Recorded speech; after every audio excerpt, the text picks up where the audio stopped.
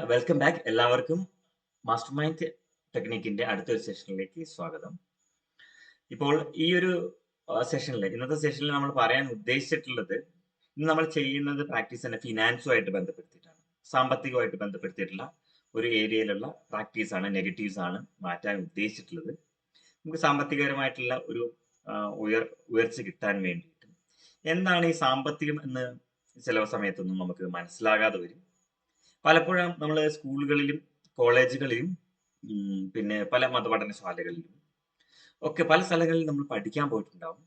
ഈ പഠിക്കുന്നതൊക്കെ ശരിക്കും എന്തിനു വേണ്ടിയിട്ടാണെന്നറിയോ? സ്കൂളിൽ പോകുമ്പോൾ എന്തെങ്കിലും നന്നായിട്ട് പഠിച്ച് മോനെ നീ നല്ല ജോലി മേടിക്കണം. നല്ല ജോലി എന്നുള്ളത് കൊണ്ട് ഉദ്ദേശിക്കുന്നത് നല്ല സാമ്പത്തികമുള്ള ജോലി എന്നുള്ളതാണ് മാതാപിതാക്കൾ ഉദ്ദേശിക്കുന്നത്. അതായത് ഒരു കുട്ടിയെ പഠിക്കണം എന്ന് പറയുന്നത് എന്തിനു വേണ്ടിയിട്ടാണ്? അവന് നല്ല സാമ്പത്തികം ഉണ്ടാകാൻ വേണ്ടിയിട്ടാണ്. അതായത് നേരെ തിരിച്ചു പറഞ്ഞാൽ സാമ്പത്തികം ഉണ്ടാകണം, പണം ഉണ്ടാക്കാൻ വേണ്ടിയിട്ടാണ് കുട്ടികളെ പഠിക്കാൻ വിടുന്നത് എന്നുള്ളതാണ് സത്യം. അങ്ങനെയല്ലേ? ഞാൻ പറയുന്നതിൽ തെറ്റാണെന്ന് തോന്നരുത്, അല്ലെങ്കിൽ തോന്നുന്നുണ്ടെങ്കിൽ നിങ്ങൾക്ക് പറയാം. ഞാൻ പറയുന്നത് ശരിയാണെന്ന് തോന്നുന്നുണ്ടോ? അതായത് ഒരു കുട്ടി പഠിച്ചൊരു നല്ല ജോലി കിട്ടാൻ വേണ്ടി എല്ലാ മാതാപിതാക്കളും ട്രൈ ചെയ്യുന്നത്. അങ്ങനെയാണെങ്കിൽ നമ്മള് കുട്ടികളെ വിടുന്നത് എന്തിനു വേണ്ടിയിട്ടാണ്? പണം ഉണ്ടാക്കാൻ വേണ്ടിയിട്ടാണ് പഠിക്കാൻ വിടുന്നത്. ഓക്കെ, അപ്പം പണം ഉണ്ടാക്കാൻ വേണ്ടിയിട്ടാണ് കുട്ടികളെ പഠിക്കാൻ വിടുന്നത് എന്നുള്ള കാര്യം നമുക്ക് അറിയാമെങ്കിലും കുട്ടികൾക്ക് അത് അറിയുമോ? ഇല്ല. അവന്റെ പഠനോദ്ദേശം എന്താണെന്ന് അവന് അറിയത്തില്ല. അപ്പൊ നമ്മൾ എന്ത് ചെയ്യണം? അവന്റെ പഠനോദ്ദേശം പറഞ്ഞു കൊടുക്കണോ, അല്ലെങ്കിൽ പറഞ്ഞു കൊടുക്കാതിരിക്കണോ? പണം ഉണ്ടാക്കണം എന്ന് പറഞ്ഞു കഴിഞ്ഞാൽ മോശമാണോ? അതാണ് ഇന്നത്തെ ചോദ്യം.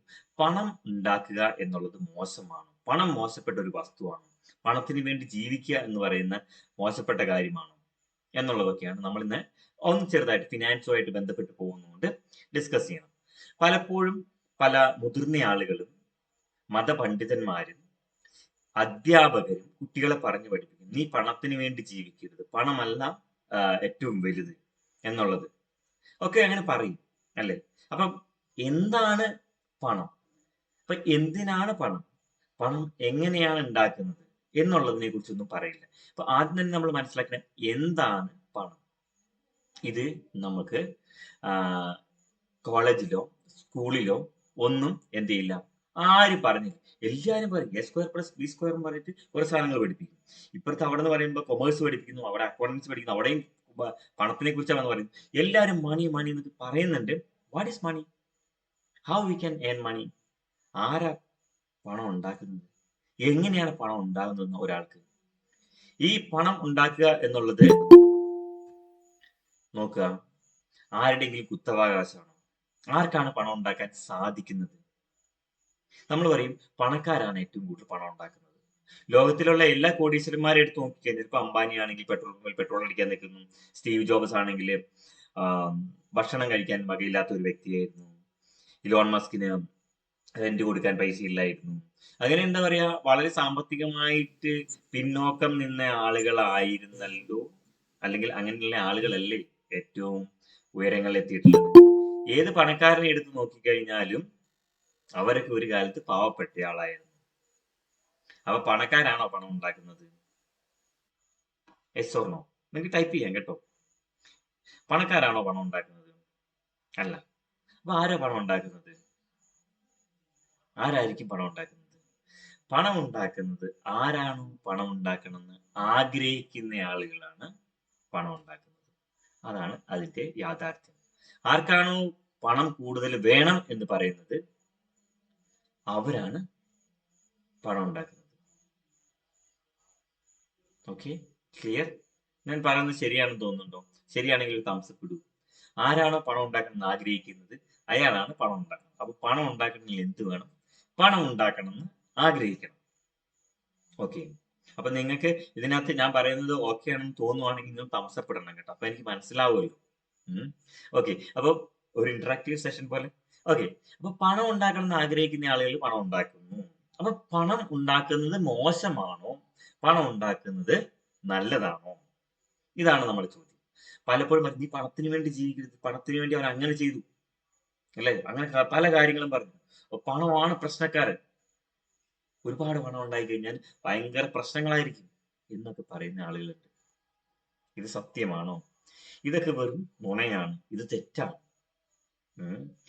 പറയുന്നത് എത്രയേ ഉള്ളൂ. പണം എന്നുള്ളത് ഒരിക്കലും തെറ്റല്ല. അത് ഉപയോഗിക്കുന്ന രീതി തെറ്റാണെങ്കിൽ ആ രീതി മാത്രമാണ് തെറ്റ്. അവിടെ പണം തെറ്റാവുന്നില്ല. ഓക്കെ. നമ്മളൊരു പ്രവൃത്തി ചെയ്യുന്നു, മോശമായിട്ടുള്ള ഒരു പ്രവൃത്തി ചെയ്ത് പണം ഉണ്ടാക്കിയാൽ ആ പ്രവൃത്തിയാണ് തെറ്റ്, അവിടെ വന്ന പണമല്ല. കാരണം പണം ഒരു വസ്തുവാണ്. അതിനെ ഉണ്ടാക്കാൻ നമ്മൾ ഉപയോഗിച്ച രീതി തെറ്റാണെങ്കിൽ ആ വ്യക്തിയുടെ രീതിയാണ് തെറ്റ്. ഓക്കെ. ഫോർ മോർ ക്ലാരിറ്റി, കുറച്ചുകൂടെ ക്ലാരിറ്റിക്ക് വേണ്ടിയിട്ട് ഞാൻ പറഞ്ഞുതരാം. ഇത്രയും ആലോചിക്കുക. നിങ്ങളുടെ വീട്ടിൽ കറിക്കരിയുന്ന കത്തിയുണ്ട്. ഓക്കെ. ആ കത്തി വെച്ച് നമ്മൾ കറിക്കരിയുന്നു എന്ന് വിചാരിക്കാം. നല്ല കാര്യമാണ്, കറി ഉണ്ടാക്കി കഴിക്കാലോ, അല്ലേ? പക്ഷെ ആ കത്തി ഉപയോഗിച്ച് നിങ്ങൾ ഒരാളെ വെട്ടുകയെന്ന് വിചാരിച്ചോ.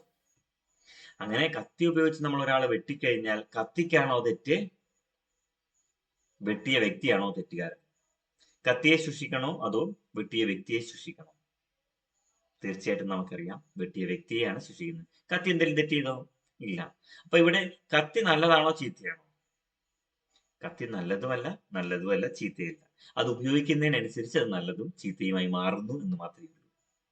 ഓക്കെ. അപ്പോ ഇതേമാതിരി പണത്തിന് വേണ്ടി ഒരാൾ തെറ്റ് ചെയ്തു കഴിഞ്ഞാൽ പണമാണോ തെറ്റ്, അയാളുടെ പ്രവൃത്തിയാണോ തെറ്റ്? അല്ല, പ്രവൃത്തിയാണ്. പണത്തിന് വേണ്ടി രണ്ട് ആളുകൾ തമ്മിൽ അടി കൂടിക്കഴിഞ്ഞാൽ അവർ അടി കൂടുന്നതാണോ തെറ്റ്, അടുത്ത പണമാണോ തെറ്റ്? സ്വത്തിന് വേണ്ടി അവരെ അയൽവക്കംകാർ തമ്മിൽ അടി ഉണ്ടാക്കുന്നു, അതിർത്തി തർക്കം പറഞ്ഞ് അടി ഉണ്ടാക്കുന്നു. അപ്പൊ പറയും പണത്തിന്റെ ഹുങ്കാണ്. പണത്തിന്റെ ഹുങ്കല്ല, അവരുടെ മനസ്സിന്റെ പ്രശ്നമാണ്. പണത്തിന് ഒരു ഹുങ്കുമില്ല. പണം എത്ര ഉണ്ടായാലും പണത്തിന് ഒരു കുഴപ്പമില്ല. അന്നേരം നമ്മുടെ മനസ്സിനാണ് കുഴപ്പം വരുന്നതെങ്കിൽ മനസ്സിൽ കുഴപ്പം വരാതിരിക്കാൻ നമ്മൾ പ്രാക്ടീസ് ചെയ്താൽ മതി. എന്ത് ചെയ്യണം? ഗുഡ് പ്രാക്ടീസ് ചെയ്യണം. ഓക്കെ. ഒരുപാട് പണമുണ്ട് എന്ന് വിചാരിച്ച് നിങ്ങൾ അഹങ്കരിക്കുകയാണ് എങ്കിൽ, പണം ഉണ്ടായിട്ട് ചിലർക്ക് ബുദ്ധി ഉള്ളപ്പോ അഹങ്കരിക്കൂലേ? അന്ന് വിചാരിച്ച് ബുദ്ധി തെറ്റാന്ന് നമ്മൾ പറയുന്നുണ്ടോ? അല്ലേ? സൽസ്വഭാവികൾക്ക് അഹങ്കാരമുണ്ട്, അല്ലെങ്കിൽ അത് സൽസ്വഭാവം മോശമാണോ? നോ. അഹങ്കാരം എന്ന് പറഞ്ഞാൽ നല്ല അഹങ്കാരങ്ങളുണ്ട്. അപ്പൊ എനിവേ, ഇവിടെ പണം എന്നുള്ളത് തെറ്റല്ല, പണം ഉണ്ടാക്കണം എന്ന് ആഗ്രഹിക്കുന്നത് തെറ്റല്ല, പണത്തിനെ കുറിച്ച് സംസാരിക്കുന്നത് തെറ്റല്ല. പണം ഒരുപാട് ഉണ്ടാവണം എന്ന് ആഗ്രഹിക്കണം, അത് ഒരുപാട് ഉണ്ടാക്കണം. കാരണം അതല്ല, നമുക്ക് ഒരുപാട് നന്മകൾ ചെയ്യാൻ പറ്റും. നോക്കി, പണം നമുക്ക് ഒരുപാട് ഉണ്ടാകുമ്പോൾ നമ്മൾ ഒരുപാട് പണം മറ്റുള്ളവർക്ക് നന്മകൾ ചെയ്തു കഴിഞ്ഞാൽ അപ്പൊ അതിനനുസരിച്ച് പണം ഉണ്ടാവുന്നത് നല്ലതല്ലേ? കാരണം നന്മകൾ ചെയ്യാൻ പണം ഉപയോഗിക്കാം. ചില ആളുകൾ അത് ഉപയോഗിച്ച് തിന്മകൾ ചെയ്യും. അപ്പോൾ എന്ത് ചെയ്യണം? തിന്മകളാണ് അവരുടെ തെറ്റ്, അവിടെ ആ പണം തെറ്റ് ചെയ്യുന്നില്ല. ഒരു വ്യക്തിയും എന്ത് ചെയ്യാൻ പാടില്ല? പണത്തിന് വേണ്ടി മോശം ചെയ്യാൻ പാടില്ല എന്നുള്ളതാണ് എൻ്റെ അഭിപ്രായം, അല്ലെ? മോശം പ്രവൃത്തികൾ ചെയ്യാൻ പാടില്ല. പണം ഒരിക്കലും തെറ്റില്ല. പണം ഉണ്ടാക്കണം എന്ന് ആഗ്രഹിക്കണം, ഒരുപാട് പണം ഉണ്ടാക്കണം. സമൃദ്ധിയാണ് നമ്മൾ ആഗ്രഹിക്കേണ്ടത്. ഹിന്ദുക്കളുടെ വിശ്വാസത്തിൽ പണത്തിന് വേണ്ടി ഒരു ദൈവം വരെ ഉണ്ട്, മഹാലക്ഷ്മി. പണം കൊടുക്കാൻ വേണ്ടിയിട്ട് അങ്ങനെ ഇരിക്കുന്നത്. പണം വാരിക്കോരി നിങ്ങൾക്ക് പണം ഉണ്ടാവണം, സമൃദ്ധി ഉണ്ടാവണം. നിങ്ങള് മുസ്ലിം മതത്തിലാണെങ്കിലും ക്രിസ്ത്യൻ മതത്തിലാണെങ്കിലും ഒക്കെ പറയുന്നില്ലേ സമൃദ്ധി ഉണ്ടാവണം. ഓക്കെ. ഇത് മാത്രമല്ല, പണം ഇങ്ങനെ ഉണ്ടാവണമെങ്കിൽ ആദ്യം എന്ത് ചെയ്യണം? നമുക്കൊരു കാര്യം കിട്ടണമെങ്കിൽ നമ്മൾ ആദ്യം എന്ത് ചെയ്യണം? നമ്മൾ ഒരാൾ ചിരിച്ചു കാണിക്കണം, നമ്മൾ എന്ത് ചെയ്യണം? അയാളെ ചിരിച്ചു കാണിക്കണം, അല്ലേ? നമ്മളെ ഒരാൾ സ്നേഹിക്കണമെങ്കിൽ നമ്മൾ എന്ത് ചെയ്യണം? കുറെ ആളുകളെ സ്നേഹിക്കണം. ശരിയാണോ? അങ്ങനെയാണെങ്കിൽ പണം കിട്ടണമെങ്കിൽ നമ്മൾ എന്ത് ചെയ്യണം? പണം കൊടുക്കണം. ദാറ്റ് മീൻസ് ഇൻവെസ്റ്റ് ചെയ്താൽ അതിനനുസരിച്ച് റിട്ടേൺ കിട്ടും. പണം മറ്റുള്ളവർക്ക് കൊടുത്തു കഴിഞ്ഞാൽ മറ്റുള്ളവരിൽ നിന്ന് നമുക്ക് പണം കിട്ടും. അങ്ങനെ പണം എന്ന് പറയുന്നത്, സ്നേഹം എന്ന് പറയുന്നത്, ഈ ലോകത്തെ എല്ലാ കാര്യങ്ങളും കൊടുക്കുന്നതാണ് നമുക്ക് കിട്ടുന്നത്. അപ്പൊ കൂടുതൽ പണം കൊടുക്കുന്നവർക്ക് കൂടുതൽ പണം ഉണ്ടാകും. മനസ്സിലാവുന്നുണ്ടോ? അപ്പൊ അങ്ങനെ പണം എന്ന് പറയുന്നത് വെറുതെ കൊടുത്തു കഴിഞ്ഞാൽ മാത്രമേ ഉണ്ടാവുകയുള്ളൂ. അതുകൊണ്ട് തന്നെ എല്ലാ മതങ്ങളിലും ദാനം ചെയ്യണം എന്നുള്ളൊരു നിയമം വരെയുണ്ട്. നിയമം പാലിക്കുന്നില്ലെങ്കിലും പാലിക്കുന്നവർക്ക് അതിന് എന്തിനാണ് അതിപ്പോ കൊടുക്കുന്നത്? നമ്മൾ കൊടുത്താലേ കിട്ടുള്ളൂ. ഇത് ഈ തിയറി പറഞ്ഞ് മനസ്സിലാക്കാൻ പറ്റാത്തതുകൊണ്ടാണ് നിങ്ങൾ എന്ത് ചെയ്യണം? സക്കാത്ത് കൊടുക്കണം എന്ന് മുസ്ലിം മതത്തിൽ പറയുന്നുണ്ട്. നിർബന്ധമാണ്, നിർബന്ധമായിട്ട് പറയാണ്. കാരണം എന്താ? എന്തിനാന്ന് അറിയത്തില്ല, എന്നാലും എന്ത് ചെയ്യണം? മതത്തിൽ പറയുന്നതല്ലേ. സംഭവം ഇത്രയേ ഉള്ളൂ. എന്താണ്? കൊടുക്കുന്ന സാധനം നിങ്ങൾക്ക് കിട്ടും. നിങ്ങൾക്ക് കൂടുതൽ ഉണ്ടാവാൻ വേണ്ടിയിട്ടാണ് ഇത് കൊടുക്കാൻ പറയുന്നത്. ഓക്കെ. ഇനി ക്രിസ്ത്യൻ മതത്തിലും ഹിന്ദു മതത്തിലും ഒക്കെ ദാനത്തെ കുറിച്ച് പറയുന്നുണ്ട്. ദാനം കൊടുക്കണം. ദാനകർമ്മങ്ങൾ ചെയ്തിട്ട് വേണം, എത്ര പേർക്ക് ഭക്ഷണം കൊടുത്തിട്ട് വേണം ശബരിമലയ്ക്ക് പോകാൻ, അല്ലെങ്കിൽ ഇന്ന കാര്യങ്ങൾക്ക് വേണ്ടി ചെയ്യാൻ, അല്ലേ? ദാനകർമ്മങ്ങൾ നിങ്ങൾ ചെയ്യണമെന്ന് എല്ലാ ഇതിലും പറയുന്നുണ്ട്, അല്ലെ? ദാനകർമ്മങ്ങൾ ചെയ്യണമെന്ന് എല്ലാ മതങ്ങളിലും പറയുന്നുണ്ട്. ഓക്കെ, അതൊക്കെ പോട്ടെ. നിങ്ങളുടെ ഇവിടെ ഭണ്ഡാരം വെച്ചിരിക്കുന്നത് എന്തിനാണെന്നറിയോ? അമ്പലത്തിലും പള്ളിയിലൊക്കെ ദൈവത്തിന് പൈസ കിട്ടിയിട്ട് വേണ്ടിയിട്ടാ. ആകെ സന്തോഷത്തോടു കൂടി വെറുതെ കൊണ്ട് പൈസ ഇടുന്ന ഒരേ ഒരു സ്ഥലമുള്ളൂ ഭണ്ഡാരം, അല്ലേ? ശരിയാണോ അല്ലയോ? ശരിയാണെങ്കിൽ ഒരു തംസപ്പ് ഇടും. ദൈവത്തിന് പൈസ വേണ്ടിയിട്ടാണോ? അല്ല. നിങ്ങൾ എങ്ങനെയെങ്കിലും കൊടുക്കാൻ പഠിക്കണം. കൊടുത്തു കഴിഞ്ഞാലല്ലേ കിട്ടുകയുള്ളൂ. മനസ്സിലായോ? കൊടുത്താലല്ലേ കിട്ടുകയുള്ളൂ. അപ്പൊ നിങ്ങൾ കൊടുക്കണ്ടേ? അപ്പൊ നമ്മൾ ഇനി മുതൽ ചെയ്യേണ്ടത്, പണം എന്ന് പറയുന്നത് കൊടുക്കുകയും ചെയ്യണം, വാങ്ങുകയും ചെയ്യണം. കൊടുക്കുമ്പോഴും സന്തോഷത്തോടു കൂടി കൊടുക്കണം, വാങ്ങുമ്പോഴും സന്തോഷത്തോടു കൂടി വാങ്ങണം. മാക്സിമം നമ്മൾ എന്ത് ചെയ്യുക? ആളുകൾക്ക് കൊടുക്കുക. ഓക്കെ, ഇപ്പൊ ഒരു ഓട്ടോറിക്ഷക്കാരൻ, ഇപ്പൊ നമ്മളെ ഒരാൾ പറ്റിച്ചു കഴിഞ്ഞാൽ നമ്മൾ എന്താ മനസ്സിലാക്കണം? അയാൾ നമ്മൾ പറ്റിച്ചു നമുക്ക് മനസ്സിലായി കഴിഞ്ഞാൽ നമ്മൾ മനസ്സിലാക്കണം, ആ വ്യക്തിയുടെ വീട്ടിൽ ചിലപ്പോൾ പണത്തിന് അത്രയ്ക്കും അത്യാവശ്യം ഉണ്ടായിരിക്കും. അതുകൊണ്ടാണ് അയാൾ നമ്മളെ പറ്റിച്ചത്. അയാൾക്ക് വളരെ ബുദ്ധിമുട്ടായിരിക്കും പണത്തിന്. ചിലപ്പോൾ അയാൾക്ക് ഈ പണം എക്സ്ട്രാ കിട്ടിയത് കൊണ്ടായിരിക്കാം അയാളുടെ മകളുടെ ഓപ്പറേഷൻ നടത്താൻ ഉദ്ദേശിക്കുന്നത്. അതുകൊണ്ടായിരിക്കും അത് ചെയ്തത്. ഇങ്ങനെയൊന്ന് ചിന്തിച്ചു കഴിഞ്ഞാൽ ആ പണം പോയതിൽ നിങ്ങൾക്ക് വിഷമം ഉണ്ടാവില്ല.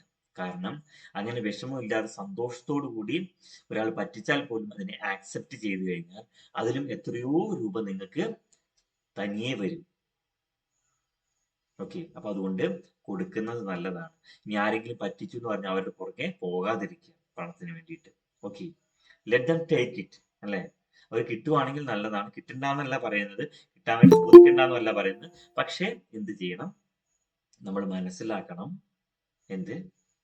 നമ്മൾ മനസ്സിലാക്കണം, നമുക്ക് കൊടുക്കുന്നതേ കിട്ടുകയുള്ളൂ. അപ്പൊ നമ്മൾ കൂടുതൽ കൊടുത്താൽ കൂടുതൽ കിട്ടും. പണം കൂടുതൽ കിട്ടണമെങ്കിൽ പണം കൂടുതൽ കൊടുക്കണം. പണം ഓക്സിജൻ പോലെയാണ്, മനസ്സിലായോ? ഇപ്പൊ നിങ്ങൾ അവിടെ ഇരുന്ന് ഓക്സിജൻ എടുക്കുന്നുണ്ട്, ഞാൻ ഇവിടെ ഇരുന്ന് ഓക്സിജൻ എടുക്കുന്നുണ്ട്. നമ്മളൊക്കെ ഈ പ്രപഞ്ചത്തിലുള്ളവരാണ്. എനിക്ക് കുറച്ച് കൂടുതൽ ഓക്സിജൻ വേണമെങ്കിൽ ഞാൻ കൂടുതൽ എടുക്കും. അതിന് നിങ്ങൾ നോക്കിയിരുന്നിട്ട് കാര്യമുണ്ടോ? നിങ്ങൾക്ക് വേണമെങ്കിൽ നിങ്ങൾ എടുക്കണം. ഇതേപോലെ തന്നെയാണ് പണം. ആർക്കാണോ കൂടുതൽ വേണ്ടത് അയാൾ കൂടുതൽ ഉണ്ടാക്കും. ദാറ്റ്സ് ഓൾ, അല്ലേ? എനിക്ക് ജീവിക്കാൻ ഇത് മതി എന്ന് വിചാരിക്കുന്ന ആൾക്ക് അത് മതി. കൂടുതൽ വേണമെന്ന് ആഗ്രഹിക്കുന്ന ആൾ കൂടുതൽ ഉണ്ടാക്കാൻ പറ്റും. പക്ഷെ ആരാണോ ആഗ്രഹിക്കുന്നത്, സത്യസന്ധമായി ആഗ്രഹിക്കുന്നത്, അയാൾക്കാണ് ഉണ്ടാവുന്നത് എന്നുള്ളതാണ് സത്യം. This is all about money. Money is just like oxygen, we can take. അല്ല, ചില ആളുകൾ പണത്തിനെ കുറിച്ച് ചിന്തിക്കരുത്, പണം ഉണ്ടായ പ്രശ്നമാണ്. എന്ത് പ്രശ്നം? ഒരു പ്രശ്നമില്ല.